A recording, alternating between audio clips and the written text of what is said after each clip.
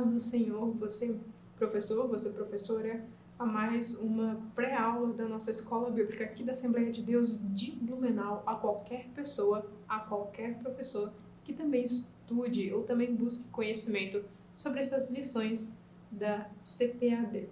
Tudo bem?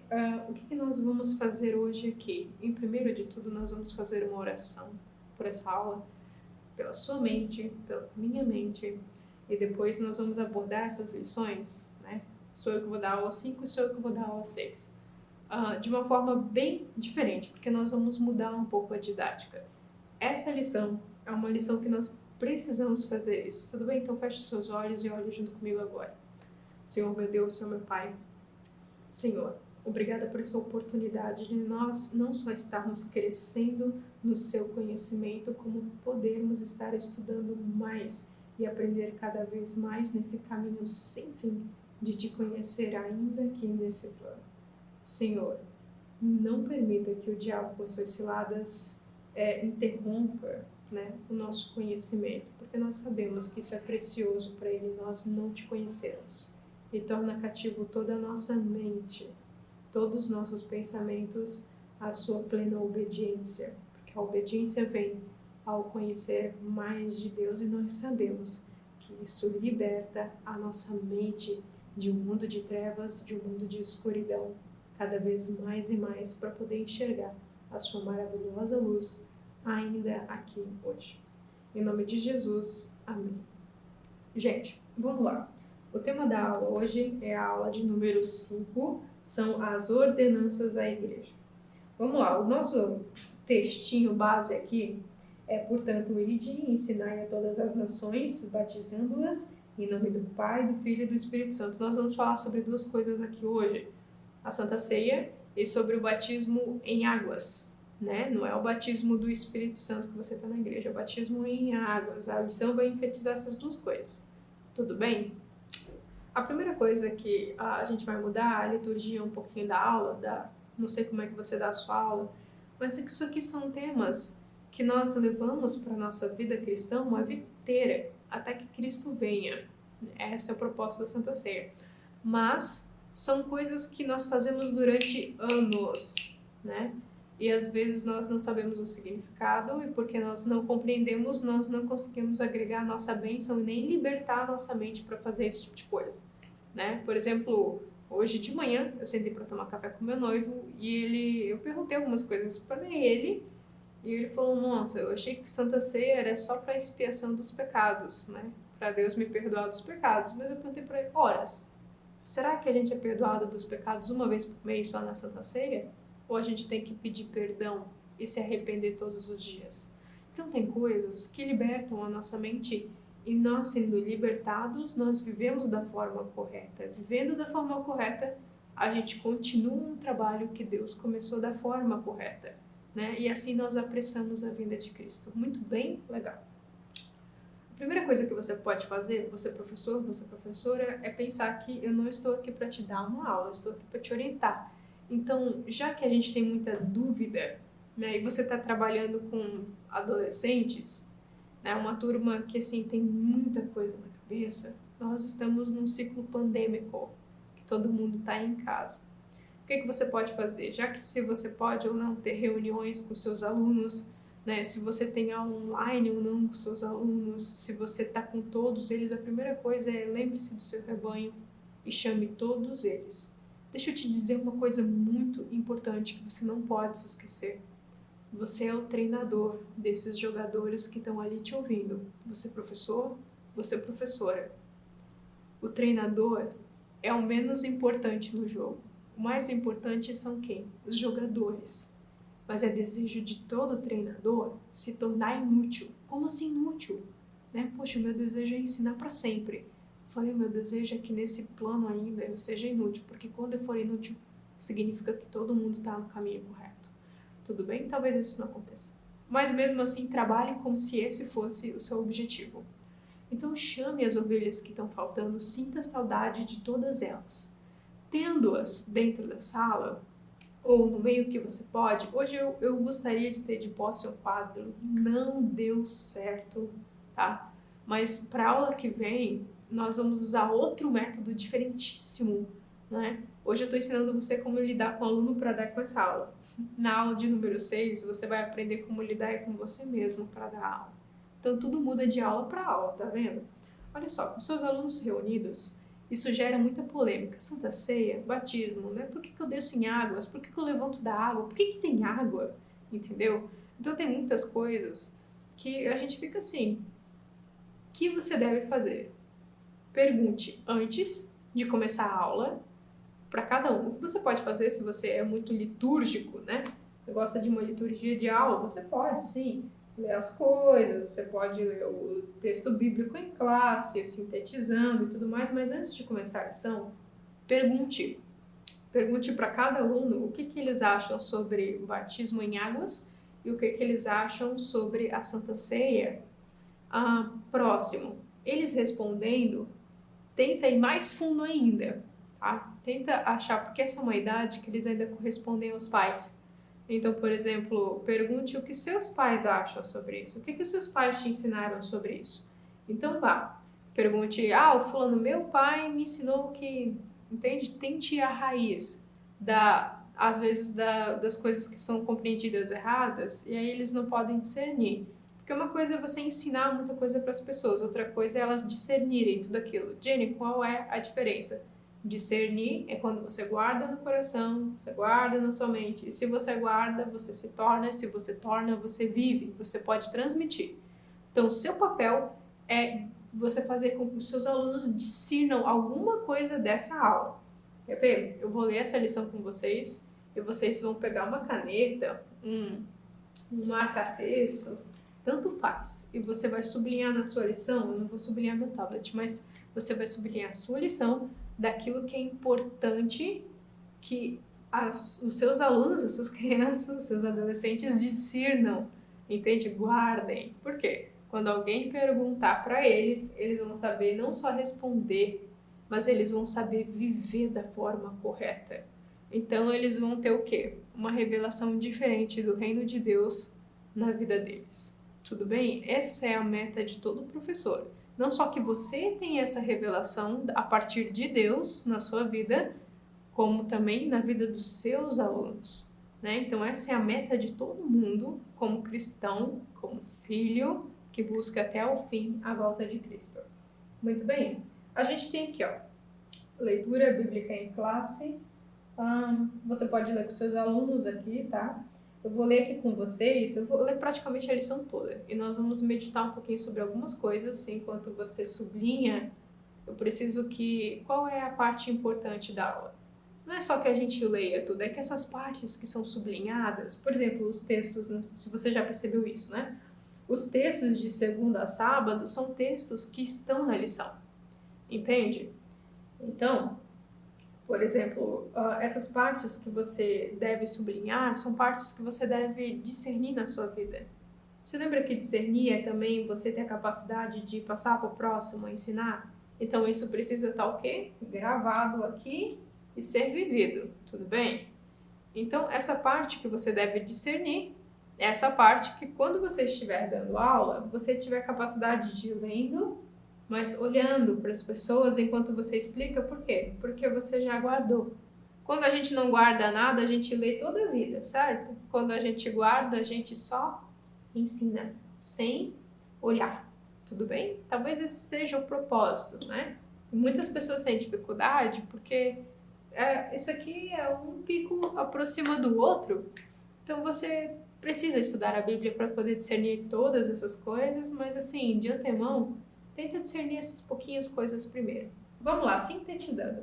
O cristianismo não é uma religião litúrgica, né? Ou ritualística. Por esse motivo, a igreja cristã, em todos os tempos e países, tem a liberdade de adotar os métodos, né, que lhes sejam mais adequados. Entretanto, existem ordenanças, né, prescritas por Cristo que devem ser observadas pelo cristão universalmente, como, por exemplo, o batismo e a Santa Ceia. Qual é a primeira coisa que a gente aprende aqui? Eu estou falando de uma Assembleia de Deus hoje aqui, né? Minha igreja é a Assembleia de Deus de Blumenau. Mas existem muitas igrejas cristãs que são de outras denominações, não são Assembleias de Deus. A minha igreja existe uma liturgia de culto. A igreja do fulano, de outra denominação, existe outra liturgia. A bola de neve é outra liturgia, né? É outra liturgia. O que o texto, esse pequenininho texto já está dizendo para nós? Cada igreja tem um modo de dar o culto, certo? Mas o que é uma ordem para todas elas indeterminada é que o quê? É que todas elas tenham acatado essa ordem da Santa Ceia e do batismo em águas. Tudo bem? Por que é tão importante?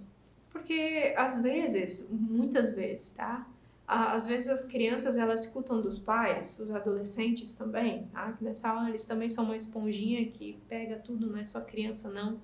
Então assim, às vezes ouvem do pai que, porque onde já se viu a igreja tal fazer isso, né? Igreja, gente, igreja não é um templo de 4 paredes. Igreja, que a Bíblia fala do reino de Deus, é um organismo vivo, né? Que ele não tem limites, não sabe até onde se estende. Então, esse organismo vivo, ele se estende de igreja para igreja a todos aqueles que amam a Cristo, né? Agora, existe um propósito de Deus ter ordenado que toda igreja faça não só o batismo e não só a Santa Ceia. Esse propósito é coletivo também, ok? Mas a primeira coisa que você já pode pegar do sintetizando é arrancar da mente das suas crianças, arrancar da mente dos seus adolescentes, que já são adolescentes, para jovens, né? Esse preconceito das igrejas para a igreja. Por quê? Quando a gente monta na igreja, quando a gente monta na mente das crianças, dos adolescentes, que eu falo como se fosse muito velha, né? Como se aquela outra igreja não faz o que a nossa faz, então ela não é eficaz. As pessoas não amam mais umas às outras. Cria-se uma barreira, né? Cria-se uma barreira. Então, às vezes a gente olha para outra igreja e porque não faz a mesma coisa que nós fazemos, o amor dela por Deus não é válido como o meu, né? Então, ela vai pro inferno. Mais ou menos assim, tá? Assim, poxa, essa igreja aí não é capaz de chegar ao céu como a minha é. Então, existe uma separação que a gente já pode quebrar alguns paradigmas na mente aí dos seus alunos, já começando por aí, já, tudo bem? Façam, enfatiza com que eles amem também os outros, tá? Porque nós somos um corpo só, e o corpo não é só o corpo dessa igreja, não. Tenha em mente que você vive numa igreja, que você participa do corpo da sua igreja, mas imagine que você é um braço, você é um órgão maior de uma igreja que é sem limites, que não sabe onde se estende. Esse organismo vivo que somos eu e você. Pode ser, gente, eu sou parte de um organismo vivo de uma igreja que se estende na China, uma igreja que se estende na Ásia, uma igreja que se estende na Europa, uma igreja que se estende na América do Norte. Eu sou parte dessa igreja, mas eu sou parte das responsabilidades, né? E dos legislamentos da minha igreja entre 4 paredes aqui de Blumenau. Tudo bem? Então esse é o pensamento que você pode já cortar e ensinar aos seus alunos. Bola pra frente.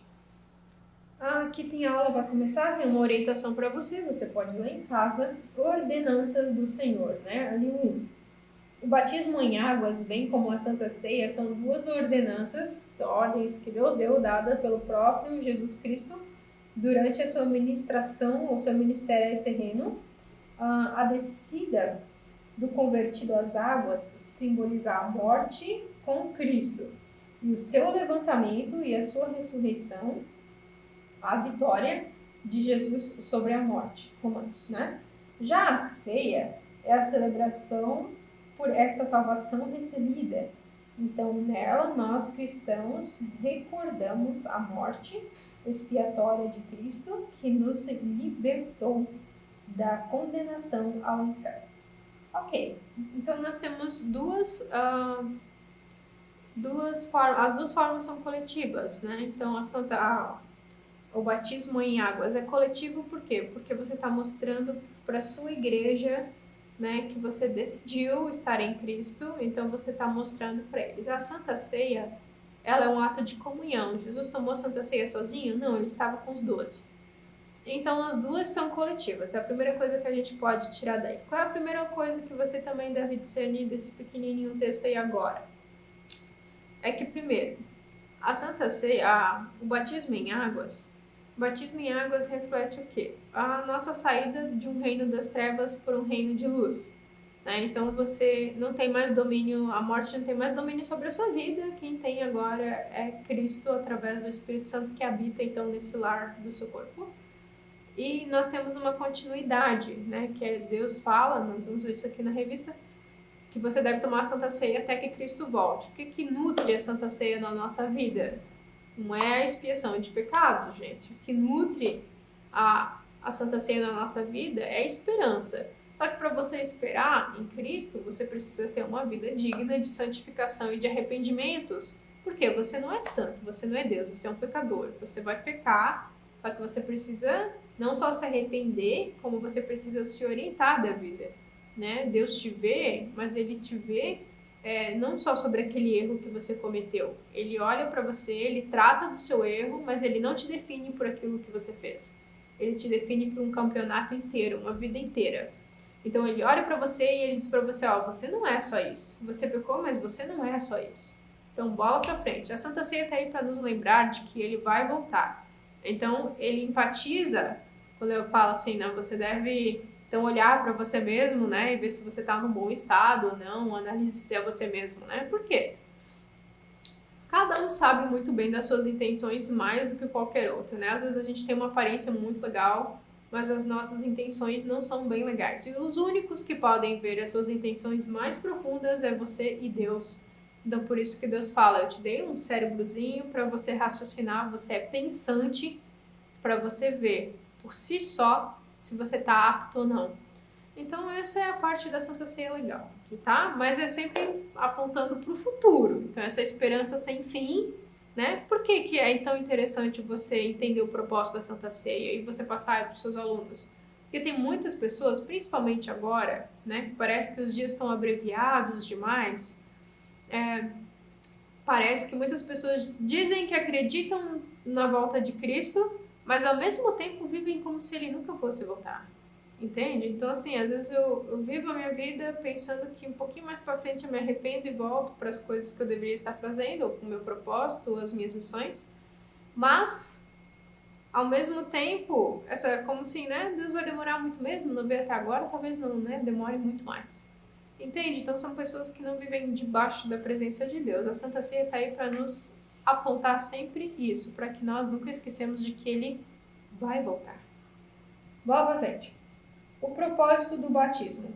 O batismo não tem o poder de salvar o pecador, mas é uma cerimônia simbólica importante como integração do novo crente à família de Deus. A família de Deus é o corpo de Cristo.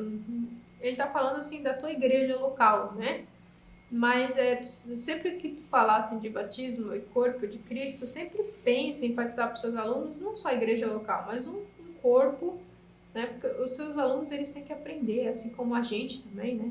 A amar mais os outros, não só o pessoal da nossa igreja, como se só a nossa igreja fosse subir, ou só a nossa denominação fosse a igreja de Cristo, né? Ok?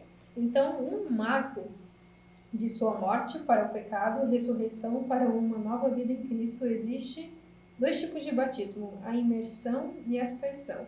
Então, a imersão, o batismo é mergulhado na água, e a aspersão, a água é aspergida sobre o batizado, né? Tipo igreja católica. Infusão. A água é derramada sobre a cabeça do batizando. E pedobatismo, o batismo infantil, que é o que a gente faz nas igrejas cristãs. Na verdade, é o batismo em águas e o infantil, que é aquela apresentação, né? Os outros dois eu acho que eu só vi mais na igreja católica. Esse de tacar água, assim. Quando a criança nasce na igreja católica, eles mergulham assim a cabeça da criança na água. Ok. O batismo praticado no Novo Testamento eram locais de água abundante, tipo rio mesmo, né? Riacho. Então, o próprio termo grego indica mergulhar, afundar, imergir, submergir, né? Então, por isso, o batismo aceito pela Assembleia de Deus é esse, né? Por imersão, ok? Foi o que nós falamos ali. Cadê a imersão aqui? imersão. Somente assim atinge-se os 4 objetivos simbólicos deste mandamento. Então, a provisão pública de fé, que você vai mostrar para os seus irmãos, né, que agora você também aceita participar do corpo de Cristo, que você já está não só apto para isso, tá? Como se alguém tivesse que ser apto, mas que você entendeu o propósito de estar no corpo de Cristo, de estar numa igreja, de se submeter ao senhorio de Cristo, né, de entregar a sua vida, de abnegar muitas coisas da sua vida, né, negligenciar, deixar para trás. Então, muita coisa assim, até você se batizar, precisa ser discernida na sua mente, tá bom? Não é você só participar do corpo de Cristo. A identificação do batizado com os demais discípulos de Jesus e a lavagem espiritual e a morte e ressurreição de Cristo para uma nova vida, que é a lavagem é você mergulhar na água, você subir da água, é a ressurreição de Cristo. Significado do batismo em águas. O batismo nas águas devem ser realizados em nome do Pai, do Filho e do Espírito Santo. Esta foi a instrução dada por Jesus aos seus discípulos, e aos seguintes significados podem ser atribuídos ao batismo. Morte. Se você tiver um quadro onde você vai dar aula, é interessante você colocar isso no quadro, porque os alunos eles gravam mais quando a gente faz uns desenhos no quadro, se torna até mais legal. Então, a morte, né? A morte, dá para colocar um sinal ali de cruz de morte e tal. Então, morte, a descida do candidato às águas indica com a morte de Jesus Cristo. O significado do batizado está morrendo para o pecado e para a sua vida do passado. Então, o velho homem está morto para o lugar de um novo homem. Sepultamento é outro significado. A imersão do batizado nas águas aponta para o seu sepultamento com Cristo, né? Foi morto junto com Cristo. Então, é a forma de proclamar ao mundo que sepulta ali para sempre a velha natureza, a sua natureza pecaminosa, né? Ressurreição. O terceiro significado está relacionado ao novo nascimento, né? Ao se levantar das águas, inicia-se uma nova vida que o apostolando levará dali em diante como filho de Deus. Propósito da Santa Ceia. Gente, essa parte aqui em amarelinho da lição é uma parte que nós lemos, mas é importante você guardar isso no seu coração. O batismo não tem poder de salvar o pecador, mas é uma cerimônia importante, como integração de um novo crente à família de Cristo. Tudo bem?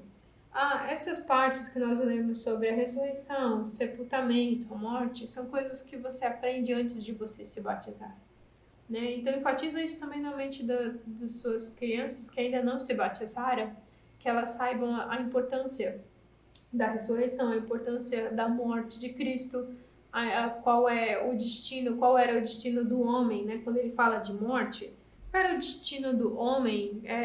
Pecou em Gênesis 3,15, ele ia para onde, né? Qual era o destino da humanidade? O que Deus fez? Então, elas precisam entender isso para poder entender batismo. Se você também não entende, você precisa entender isso, né? Porque senão você também não vai entender o batismo, ok? São símbolos, né? Simbologias são coisas bem simbólicas, mas assim, são coisas profundas que nós devemos guardar no nosso coração, viver, honrar essas coisas, esses atos, ok? Propósito da Santa Ceia do Senhor. A Santa Ceia foi instituída antes mesmo da morte de Jesus, né? Então, na noite que ele se reuniu com seus discípulos para comer a Páscoa, não existem 2 elementos fundamentais e representativos que constituem a Santa Ceia do Senhor, o pão e o vinho, né? O pão. Essa representação de um corpo de Jesus que foi partido e moído ao dar a sua vida por nós. Então, Jesus é o pão vivo que desceu do céu, está lá, né? E quem dele se alimenta tem a vida eterna, pois supre os espiritualmente famintos. E o vinho, normalmente simbolizado pelo suco de uva, este é o elemento representativo do sangue do Cordeiro, derramado para purificar e vivificar as nossas almas. é o sinal bíblico da nova aliança pelo qual somos vinculados a Deus Pai. Tríplice significado também da Santa Ceia. A Santa Ceia tem relacionado significado à nossa vida com Deus. Então, é um memorial de que Ele vai voltar, é uma ação de graças e uma comunhão. Memorial, sacrifício expiatório de Cristo para se livrar do pecado e da morte. Sempre memorizar por que Ele fez isso, né? Porque Ele deu a sua própria vida. Ação de graças, né? Que é agradecimento por esse sacrifício, por essa salvação que agora nós temos nele, ok? E comunhão, apontado para nossa relacionamento com Deus e uns com os outros. Algumas igrejas, às vezes a minha igreja antes da pandemia fazia isso, que é se você está em comunhão com o seu irmão do lado, então você troca o cálice com ele, né? Claro que agora com a pandemia a gente não tem mais como fazer isso. Mas, como eu falei, é uma reflexão coletiva também, tá? Então, perceba que dessa forma, então, a Santa Ceia do Senhor aponta para o passado, para o presente e para o futuro. Passado por quê? Porque lá no passado ele se sacrificou.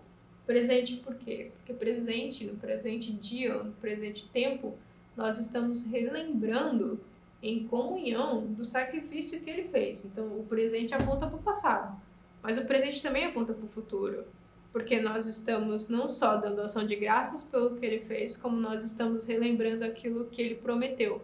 Então, lembra-se que não é só uma promessa que te sustenta hoje, mas é uma promessa que te dá continuidade para você prosseguir. Prosseguir como? Com seu irmão. Tudo bem? Você é um corpo, e no corpo você é um membro, mas você precisa prosseguir o corpo inteiro, né? Porque o pé não desloca e vai sozinho. Então, perceba que quando você... Por isso que é do seu interesse, a Santa Ceia, ela lembra, né? Por exemplo, às vezes a Santa Ceia dá muitos julgamentos, né? Porque às vezes tem pessoas que não se sentem estar em comunhão com Cristo, mas se sentam, não tomam a Santa Ceia. A outra pessoa já olha assim automaticamente, putz, esse fulano aqui pecou. Mas você peca todo dia, entendeu? Por isso que você tem que se arrepender todos os dias. Qual é a coisa que você pode memorizar como conclusão dessa aula na mente do... Não precisa, a gente nem vai continuar muito a lição porque ela já acabou.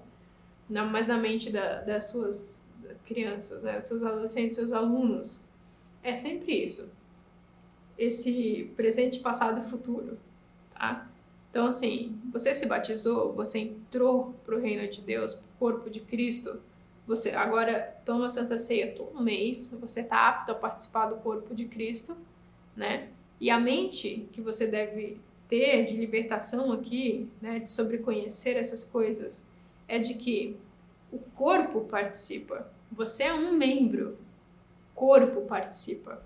Então, o corpo inteiro lembra do sacrifício.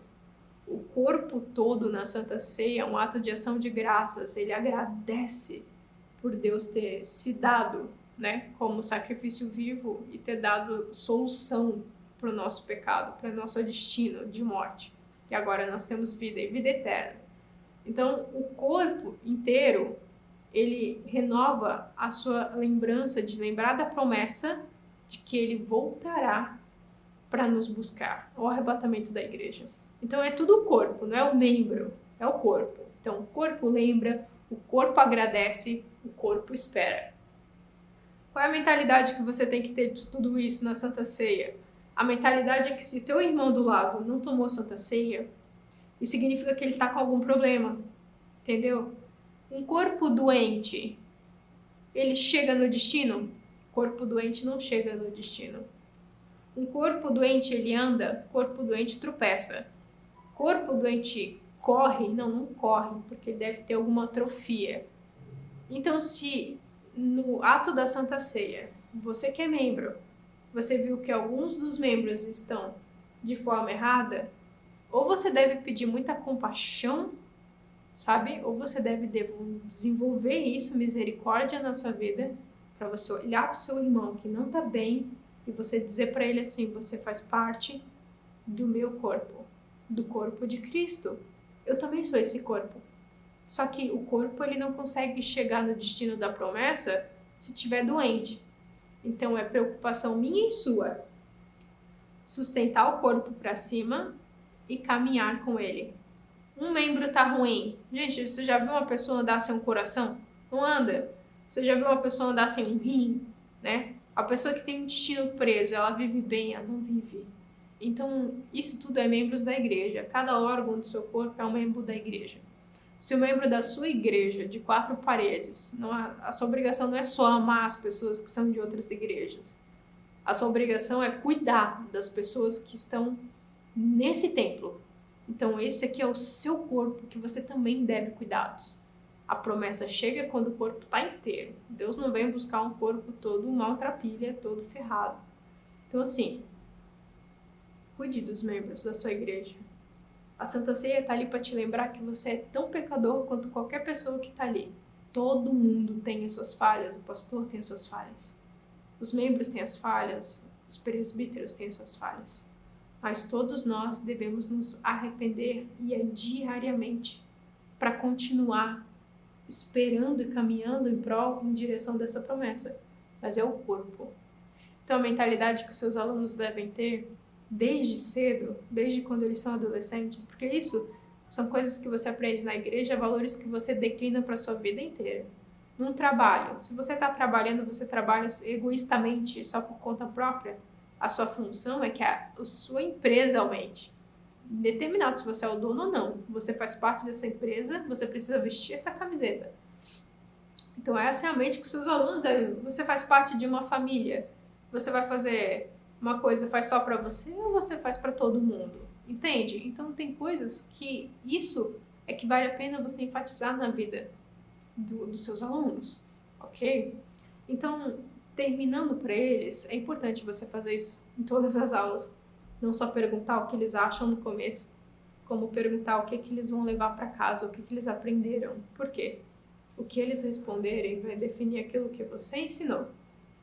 Então, o que você foi capaz de discernir na mente dos seus alunos? O que você foi capaz de enraizar, de jogar as sementes na mente dos seus alunos?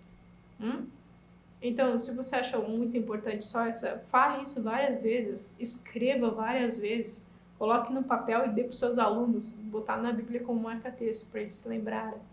Mas é importante, porque é importante o corpo sempre estar firme, junto, esperando, agradecendo e vivendo, né, pelo sacrifício que foi lá atrás. Eu espero que essa aula tenha sido bênção na sua vida. Eu aguardo vocês na próxima aula número 6. Tudo isso vem para agregar, vem para abençoar na sua vida. Tenha uma vida de sacrifício você também, professor. Tenha uma vida de oração você também. Ore por você, ore pelos seus alunos também em casa.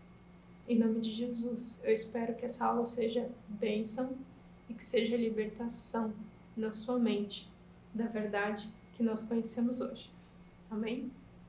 Tá bom.